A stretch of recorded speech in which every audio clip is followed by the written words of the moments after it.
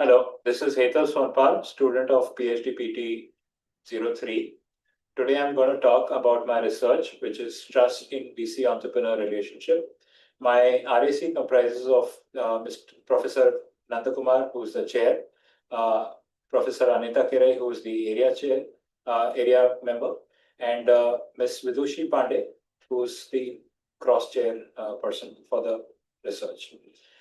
The discussion investigates the multifaceted role of trust in VC entrepreneur relationship in India's B2B startup ecosystem. The context is characterized by resource constraints, market volatility, and institutional voids. Trust is critical enabler of entrepreneurial success, helping with resource acquisition, collaboration, and even conflict resolution. However, its dynamic evolution, various types of trust, and potential risk remain unexplored, particularly in the emerging economies like India. The study addresses significant gaps in the literature, including the static treatment of trust, its role in resource scarce settings, and its interplay with formal mechanisms such as controls and contracts. This study employs a qualitative multiple case study approach using the Gaia methodology to analyze 5 VC entrepreneur dyads across various industries. The choice of India as a research context reflects its rapidly growing VC ecosystem, where relational networks often compensate for weak formal institutions. The data collection in this research included semi-structured interviews with VCs and entrepreneurs, document analysis, which included documents like contracts, company reports, websites, and secondary sources like industry reports, which were triangulated with the end to ensure robust findings. The inductive grounded methodology, which reflective thematic analysis and Atlas TI coding, allowed trust dimensions to emerge directly from the data, capturing contextual nuances such as market dynamics, expectation alignment, and VC engagement styles. The research is guided by 4 key questions. The first one is, what factors influence initial trust formation?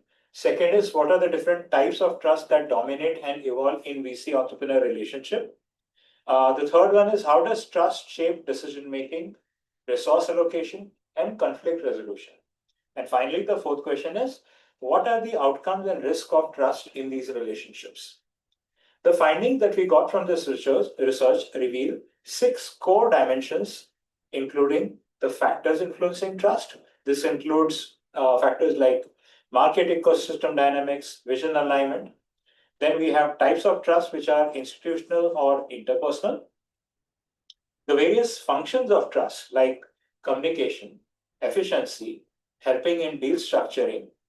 The various outcomes of trust, which include skill enhancement, team growth, the various potential downsides of trust, which include overtrust, vulnerability to market shocks, and its non-linear evolution. The dynamic nature of the trust displayed by the non-linear evolution includes progression from calculus-based to identification-based trust. This helped us to be able to look at the different dimensions in detail. The study integrates theoretical frameworks which include agency theory, social exchange theory, and institutional theory to contextualize trust role. It demonstrates how trust compensates for institutional weakness in India, enhances collaboration, and drives value creation. It also introduces risks such as misalignment of expectations and legal dispute. The positive dyad exhibits trust resilience through regular communication and shared vision, whereas the strained relationship highlight the perils of strategic misalignments. Theoretically speaking, the research extends existing trust models by substantiating their dynamic nature and potential downsides, offering a novel evolution model that accounts for nonlinear progression and crisis-driven development. It also bridges multiple theoretical perspectives to enrich the understanding of trust in resource mobilization and capability building. Practically speaking, there are a lot of benefits that we obtain from this research. The study provides actionable strategies for VCs and entrepreneurs, including fostering open communication protocols, aligning expectations early on in the relationship so that as the relationship progresses, those points can be taken care of, which will ensure that the relationship remains strong. And finally, implementing the trust monitoring mechanisms to mitigate overtrust. These monitoring mechanisms allow for evaluation of the relationship from a trust perspective on a regular basis. It could include increasing the communication frequency, having many informal interactions between the entrepreneur and VCs, aligning with the overall ecosystem, uh, factoring in all the market ecosystem factors which are impacting the relationship, and trying to ensure that there's a holistic view of the relationship, not just on the transactions at that particular point of time. It emphasizes an adaptive engagement style, which is tailored to diverse founder personalities to navigate market volatility. These insights are particularly relevant for emerging markets where relational dynamics are pivotal. The research challenges the conventional view of trust as an unmitigated positive force, revealing its dual nature as both an asset and a liability in VC entrepreneur partnership. It has also helped us to look from a holistic perspective that some of these factors are particularly more prevalent and more important in the Indian ecosystem. Some of them have been observed to be more prevalent in a B2B ecosystem, which was the focus of the study. And of course, from a time-bound perspective, these were done in a short passage of time. If you are supposed to look at the limitation, there are many other limitations which we need to further understand in the study. The limitations include the study's focus on 5 dyads. We decided that we had to have a nominal number for a multiple case study, and that's why we decided to look into 5 engagements. This included selection of 3 VCs with each of their 2 entrepreneurs each. So total of 5 dyads were observed across different industries. While we had a diversity of industries and diverse VCs and diverse entrepreneurs, but the number of dyads was less, and that could be one limitation to be looked at, which could be addressed in future research. Second aspect, many times a limitation is identified as the qualitative nature of the study, which limits the kind of output we are able to generate.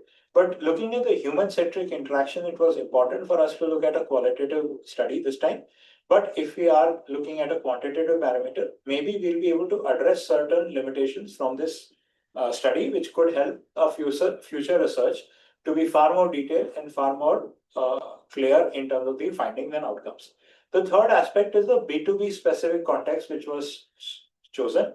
B2B is typically involves large sales cycle, the one-on-one interaction between the startup founder and this entity and the customers can also be a limiting factor, for which suggests that the avenues for future research could include large-scale quantitative studies, cross-cultural comparison. Rather than looking at only India, we could be looking at India versus China, or we could look at India versus West, and look at a comparison between from a geographical and a cultural perspective. How does this factor make a difference? And the exploration of trust in a B2C and B2C model. Additional directions could include examining cultural and gender influences, industry-specific ecosystem effects, and comparison between family and non-family ventures. By combining empirical rigor with theoretical depth, this dissertation advances the understanding of trust dynamics in VC entrepreneur relationship, providing a foundation for resilient partnership and building an entrepreneurial ecosystem, and contributing to both academic literature and practical guidance in volatile, resource-constrained environments. Thank you very much.